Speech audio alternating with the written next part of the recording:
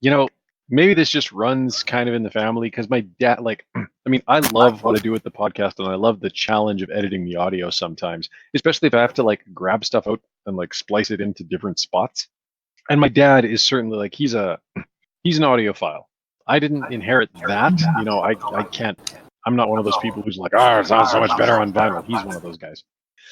But, so I didn't inherit that ear. But also on my mom's side, Grandpa, in addition to being the guy who introduced me to computers, introduced me to programming, introduced me to Ultima, for the longest time, his computer boot sequence was hilarious because he actually, and I mean, like, we're talking, this is the days of like Windows 3.1, okay?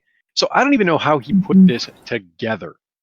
I don't even know what audio editing software existed for Windows 3.1, if any.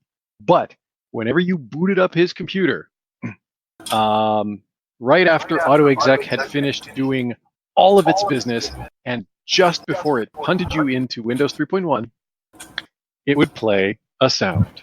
And the sound would be, you know, like very synth. Dave. No, it would be like, and I mean, it's very synth, you know, very synth kind of dun da da da. It's like 2 or 3 trumpets, maybe. I think it's supposed to be like a little horn section, but you know, very synthesized.